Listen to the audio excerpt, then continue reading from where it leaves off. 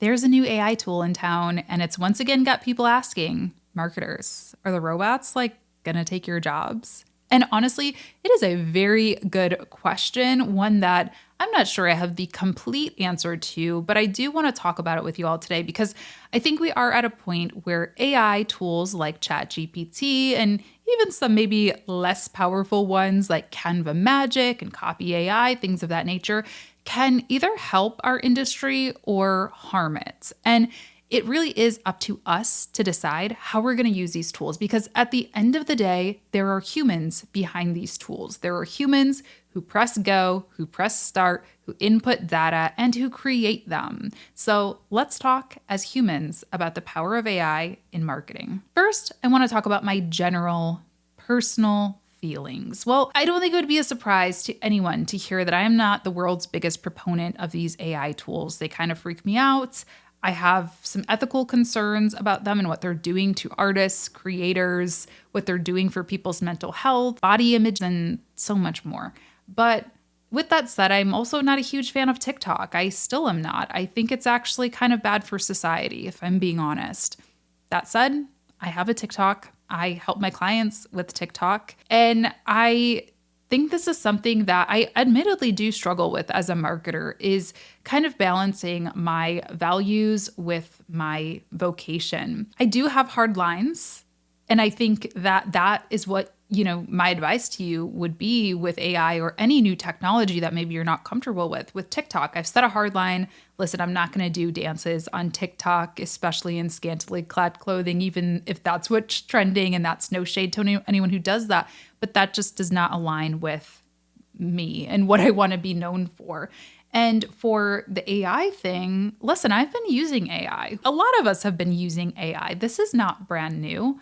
I've used Grammarly for years. I've used a tool called Descript, which is a video editor, which has AI functionality for years now. So I've been using AI, right? I can't get on my high horse and say no AI ever, but I can say, you know what? The Lensa app, I've heard way too many artists complain about their art being stolen. I've heard way too many people talk about how it has harmed their body image, particularly people who look like me and seeing their skin be lightened and things like that on that app. So I can say, you know what, that one, not going to go there. So I think it's important to draw your own boundaries. With that said, I think with new technology, you kind of have to evolve or be left behind in this field.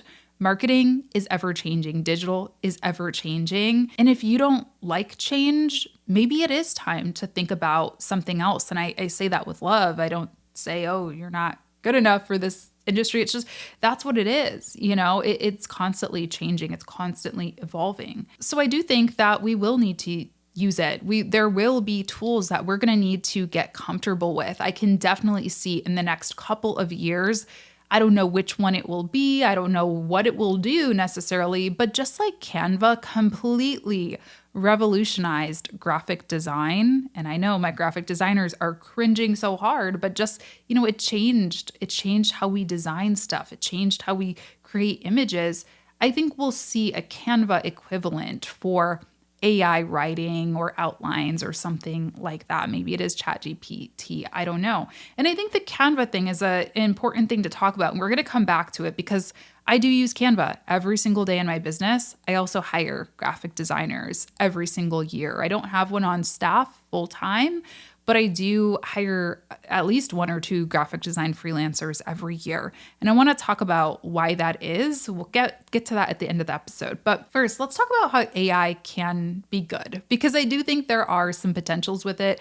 I've played around a little bit with ChatGPT and some other ones. I didn't want to. It took me a long time to create a ChatGPT account.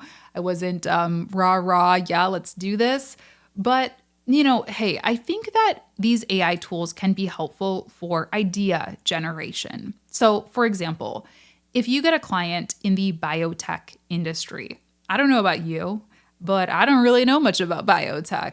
And if they give me a few keywords or a few, industry terms that they want me to create content around, what I normally would do in that situation is go to Google, go to any industry website I can find and just do research. And I do think that these AI tools can basically be an accelerated version of that. I went ahead and tested out using ChatGPT for this episode and created an outline. I created my own outline, my own way first, and then I created one in ChatGPT, and I gotta admit, it didn't do a terrible job. I'll put it up on screen if you're watching the YouTube version. It didn't do a terrible job. It actually is pretty much my outline, just organized a little bit better and a little bit more, professional looking, if I'm being honest. So I think that can be helpful. And I don't find that to be incredibly terrible, let's say, because at the end of the day, I still have to get on camera and create the content. I'm not pushing a button and having some robot-like voice create a podcast, although that's probably coming. But for now, I think it can be helpful for creators. That said, as I read through this outline and some other examples that I have tested out, they're extremely bland, extremely kind of academic, I suppose I would say. There is not a lot of me. There is none of me in that, and that's obvious. So if you're not taking the time to make it your own, I think you're going to suffer. I think your work is going to suffer. Again, we'll talk more about that in a second. And I think it can be helpful for checking work and, just like the technical details, right? Maybe fact checking. It would be great if we had some AI fact checking for news or for, social media. But it can also hurt. It can hurt our industry a lot. I mean, obviously, job stuff aside, right? It can put a lot of people out of work. But let's talk about that dry outline and the dry landing page that I created. I tested out in ChatGPT them creating a landing page for the Freelance Friday Club, my membership group. And I mean, let me just read you a couple quick examples. Welcome to the Freelance Friday Club. Are you a freelancer looking to take your business to the next level? Look no further than the Freelance Friday Club. Like, that's fine, but that's just a bunch of business cliches, right? How many landing pages have we seen with those exact words, those exact terms on the landing page? There's no me in that. I also did one for an online course. I said, let me just see here. I'm gonna make them create a landing page for the accelerator, which is gonna be opening soon. Welcome to the Social Media Management Accelerator course. Same format there, right? Are you ready to take your social media skills to the next level? Sounds just like the other one. And then basically it's copying what I kind of already put in for the prompt. So this can be a helpful maybe kind of template, if you will, but there's certainly something missing. And I see it from the user perspective. It is so obvious to me when someone is using one of these tools for their copywriting. It is so unbelievably obvious. There's a creator I follow who I love, and they have a very distinctive voice. They are very fun. They just are, it's like, we all write or talk or create in a certain way. Maybe it's the pacing of words, the, actual words that we use, the emojis we use. We all have different, regional dialects. I'm from the North. This person's actually from the South, which I kind of have a little soft spot for and think is really cute. So, there's all these like different ways that this person talks, right? And I saw one of their posts come up, I think it was on LinkedIn, and it stood out like a sore thumb from their other posts because it just did not sound like them. All of those little things that made this person that person were gone, and it was a robot. And you might be wondering, well, like, who cares? I mean, if I'm a business owner, I don't care about cute little words and phrases that I normally use. And sure, if you are selling, batteries on Amazon, yeah, AI it away. I think that is exactly the type of industry that will be off to the races with this stuff, creating 1,000 different product descriptions for household items. I mean, how much personality and emotion do you really need in that? I got to be honest, even as a marketer, I don't read the descriptions for batteries. I just buy the dang batteries. So if that's your niche, yeah, maybe you should be a little bit worried, and maybe you should be thinking about a different niche. But for services, for, products that impact our daily lives in a meaningful way, for things like healthcare, for, anything like that, yeah, there is emotion. There needs to be emotion in your copy. You can't just have a copy and paste dry script. And We just saw in these 2 landing pages that I created for 2 different products of mine, they followed the exact same format. So are we gonna just forever see landing pages that are basically copies of one another? And is that gonna impact us and encourage us to buy in the same way that we traditionally have? Of course not. And I know that there's more complex, stuff that you can do with this. So before anyone lets me know that, I know we can train this to probably make it more personalized and all that. But the point is, people still do need connection. That's what makes us human. That is what makes us buy the way that we do, connect with the brands that we do. If we just let AI take over our copywriting, what is that really going to do for human connection in marketing? It's not going to be there, and people aren't going to sell stuff. People aren't going to be happy, I'm telling you. I already talked about artists and creatives complaining about Lensa, and I think a few of them actually sued the app or some actual app. I'll leave some sources in the show notes for you, but there's definitely concerns from an ethical perspective there. But for you, if you're using these apps, let's talk about the concerns, the legal risks for you. According to the Smithsonian Magazine, the U.S. Copyright Office ruled that AI art cannot be copyrighted because it lacks the human authorship necessary for protection. So let's say that you create a really cool AI comic or AI book or whatever for a client that you're working with. You use the Lensa app or something similar to create that, and it goes viral. People love it. People are all about it. And, all the things that you want to happen for your client, they happen. They get a bunch of money, they make a bunch of sales, they do all the things.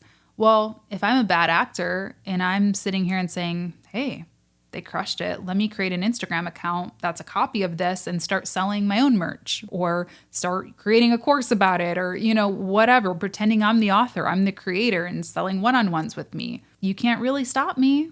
It's anybody's. Anybody owns that art. Anybody can use that art. So that's concerning. I don't know about the text, the written content. I think that's something that we need to explore, and I will do some homework on that and try to leave some resources for you in the show notes. And of course, I think this is a topic we'll be revisiting for sure over the year at least. But yeah, if I write a landing page, who owns that? Can somebody else, they say, oh, Latasha's course, she said it sold really well. Well, I'm just going to copy and paste that landing page and start selling a duplicate. I don't know what the rules are around that. So I think there are lots of negatives. I think there are lots of things that we should be concerned about before we just go all in on creating just AI everything for all of our clients or our own brands as well. That said, how can you future-proof your job? If you are a marketer, if you're a social media manager, a copywriter, a designer, well, I think the first thing that's really important here is you need to be a subject matter expert, because I'll tell you what a robot isn't, a subject matter expert. They don't know what they're talking about. They're just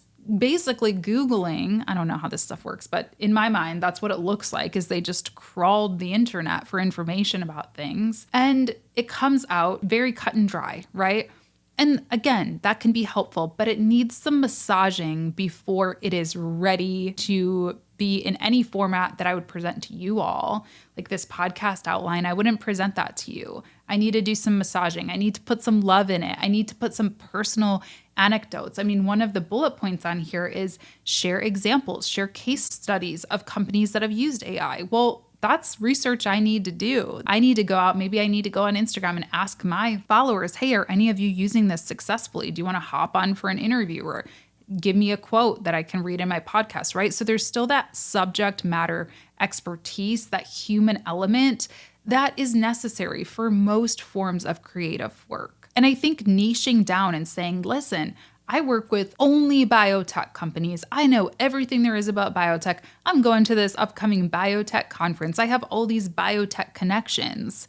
That's something a computer doesn't have. And then when you are talking to potential clients and selling your services, that is a huge selling point. And I think this is true before this whole AI conversation, is that niching down is super helpful, because it makes you the obvious choice if you say something like that, versus maybe somebody who's a generalist who is just kind of dabbling and hanging out and blowing in the wind. So become a subject matter expert in your niche of choice. Know all there is to know about your topic, about your subject. Next, be creative AF. Okay, be as creative as you can be, create as many things as you can. Again, this is nothing new. My whole inbound marketing funnel, my sales funnel, how I get clients, how I get work is by creating videos, is showing up. And listen, a lot of people don't show up.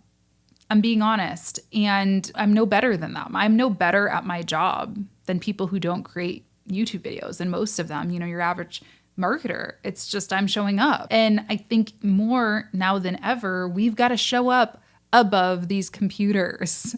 We have to prove that we are out here, that we know what we're talking about.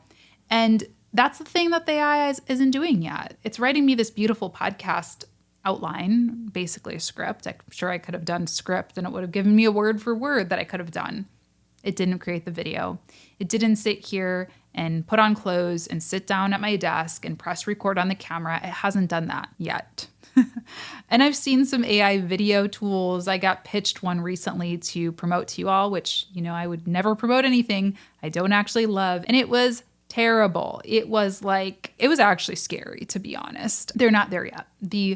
The idea of creating a fake video of somebody isn't there yet from what I've seen. So actually doing the work, actually doing the stuff is what's going to set you apart. I've been asked this question a million times when it comes to content. Hey, Latasha, how do you know that you're not giving your best stuff away for free? How do you make sure that people don't just copy you and become your competitor because you're giving all your trade secrets away? Essentially, you're giving all your business advice away. And my answer is always the same. Listen, if somebody wants to consume every second of my content, in theory, yeah, they will have a step-by-step everything that I know about building a business.